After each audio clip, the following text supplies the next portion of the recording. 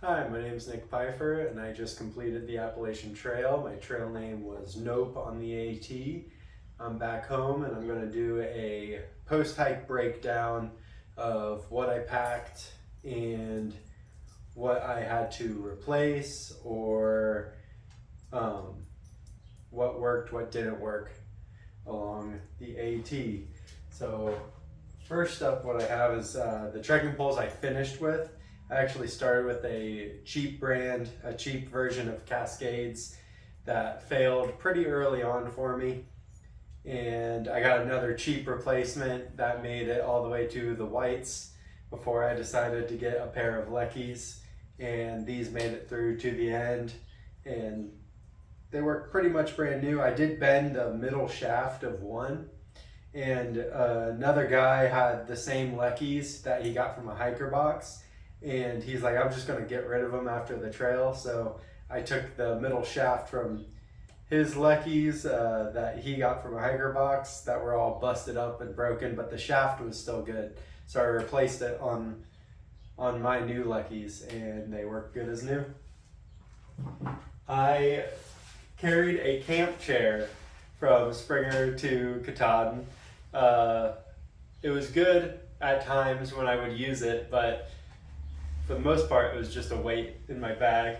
Carried it for the memes, but it was comfortable. Shoes. I wore Brooks Cascadia's wide version. I started with the non-wides, and the sides of my feet were hurting real bad. So I switched. First, I got the Superfeet Trailblazer insoles, which helped. And then my second pair at mile 800, I switched to wides, and I got a third pair at around mile 1550, and I sent them to Salisbury, Connecticut. And I wanted to get those to the end, but the whites beat them up real bad on the sides. Both sides. I don't have that pair anymore because I replaced them at Shaw's with Solomon's, and these were okay. They did not drain water very well, so if I went through like a river crossing in these, they would just retain water and I'd have to dry them out. So I stopped doing water crossings in those, and I wore my camp shoes, which is a pair of Crocs. I don't have them up here right now, but I carried Crocs. What I carried for my bag was the Flash 55 from REI. It worked well. The weight carry on it is 30 pounds. So I definitely went over that a couple times, especially on like fresh food and water resupplies. The thing that started failing on me was this shoulder load strap. It just started pulling through, and the foam snapped in half. So it wasn't carrying right at the end, but it made it through to the end for me, and I got an Osprey to replace it. The next big thing is my sleeping bag. I started with the Big Agnes Spike Lake 15 degree. And after 800 miles, I was only happy to have a 15 degree for a couple nights. Otherwise, it was too hot for me. So what I replaced it with is a Big Agnes V-Notch 40 degree, as well as a 14 degree Sea to Summit liner. I mainly slept in the liner with this draped over as a blanket. I found that was the best way to sleep for me. My pad, I had to replace it at Uncle Johnny's. I started with an REI pad, and I got that back in a bundle back in 2020, and it was good. It had a slow leak from the start of the AT, and so I wanted to use that until I couldn't stand it anymore. So at Uncle Johnny's, I got this Big Agnes pad, and it did spring a leak probably at around mile 1800 or so, maybe a little before that. I did patch it. I had patches that weren't sticking well in the middle of the night when I was trying to fix it. So I used duct tape over the patch, and that held up through to the end of my hike. Clothing. So base layer, I just had hiking shorts. I did replace them, and I finished in these. I had a Smart Wool maroon shirt that I started in, and the shoulders wore away, and I replaced that with a green one. This isn't the shirt, but I replaced it with this color. I used 2 buffs. This one I got on trail. This one I started with. My hat that I wore, I had it's not Smart Wool brand, but it is Wool Tech. I forget the brand. But a long sleeve. I was happy to have this at night when it would get cold. I always carried 2 pairs of wool underwear. I did have to replace both the ones I started with, and the replacements lasted me to Katahdin. My socks, I carried 3 pairs of Darn Tough.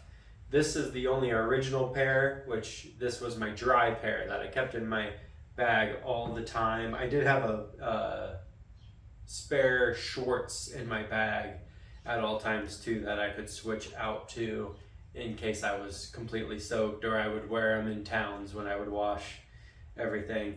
But there's a few spots along the AT that you can do the Darn Tough exchange. In Marion, Virginia, I think, there's an outfitter that will do the Darn Tough exchange. If you have a hole in your Darn Toughs, they'll exchange them for free. I didn't exchange there, but I did in Duncannon exchange 1 pair, and then so the outfitter in Duncannon does the exchange, and then all the like lodges in the whites will do the Darn Tough exchange as well. So I did exchange another pair there.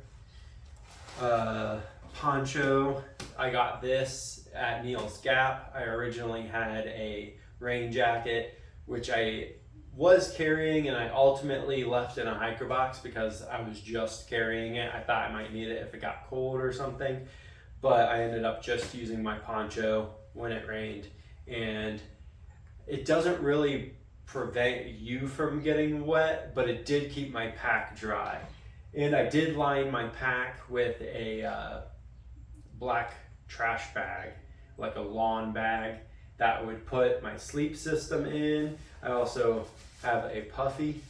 I ended up using as my pillow. I did have an inflatable pillow that failed. Jesse brought me my spare one, and then eventually that started leaking real bad, so I just used my puffy as my pillow. Food bag, I used mainly gallon trash bag, or not trash bags, but gallon Ziplocs that I would put like each day's worth of food in, and then another one for miscellaneous snacks and stuff. And then I would put it in this dry sack, and then put it in my sack. There's plenty of videos on the benefits of using an sack and how to hang them and everything. I liked my sack. I saw a lot of bear cans on the AT, but bear cans are only needed for one small, like 10-mile area towards the beginning. The rest of the time you can just hang your bag, or sack you can tie to a branch. From there, I used a Sawyer squeeze system. I did use the bags. These are brand new because I would constantly replace them from hiker boxes because everyone ditches them. So rather than buying a C-Knock bag, I would just keep replacing the Sawyer squeeze bags along the AT. I used this dry sack for my nighttime stuff, some toiletries for nighttime, my power bank and my cords. I don't have all my cords out here, but I used a 24,000 milliamp power bank. You probably don't need that much. I just carried more because I use my phone a lot to record and take pictures.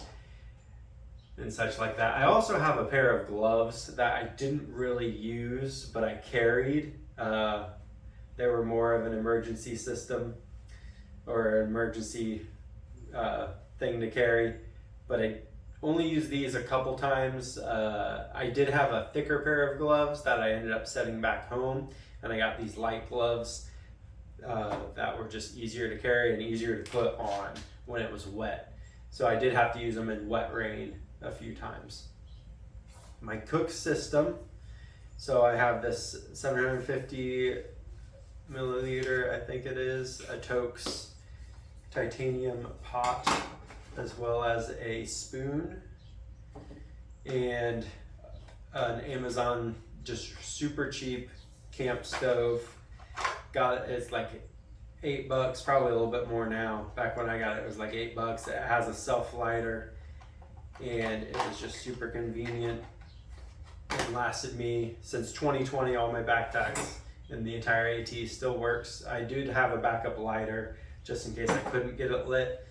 But inside of here, I had a cleaning cloth, which does need washed, and a small propane tank fits in there. But at the station at 19E, they only had big ones, so I was only using my fuel to make dinners as well. So that big propane tank lasted me from the station at 19E all the way to Shaw's. I got this at Shaw's. So really fuel efficient the stove is. I had a headlamp. Didn't have to use this too often, but it did come in handy a couple times. It got dark and I had to break it out and use it, other than in my tent. A few times I used it to set up my tent. Oh, I don't have my tent out here, but I did use the Big Agnes Copper Spur UL2, and I ended up taking that back to REI. It had some stuff wrong with the tent poles. They were starting to erode away in spots, and they ended up replacing my tent for me. I wasn't sure if they would, because they don't really do the exchange on tents per se, but they did for me. I did have a bug net. That came in handy in Vermont. Vermont's really, I did use it a little bit in Georgia at the beginning. But then, so most of this stuff was in either my outside pockets or my inner main pocket. And then in my brain, I had wipes, sunscreen, a little emergency kit, just Leukotape, Neosporin, alcohol pads, KT tape, a marker that had some duct tape on it, some gauze, utility knife, and then my trowel, teepee, and some soap. And in a side pocket, I also carried Advil, hand sanitizer. That's where I did have my headlamp as well as my minifigures of me and Jesse. And also in one of the deeper side pockets, I had some bug spray. I didn't really use bug spray until towards the end. I did treat my clothes with permethrin about as much as I could. Like within the 6 weeks, you're supposed to. I probably washed my clothes too much to have it last 6 weeks, but I pushed it, and I didn't really have too many tick problems. I never found a latch tick on me, but I did find ticks crawling on me. As far as that goes, I think that's all my gear. Not so sure I missed anything. If I do think of something I missed, I'll put it down in the comments or in the description. Or if you have any comments on my setup, go ahead and leave that down below. But for now, I will leave you off with that video. So talk to you guys later.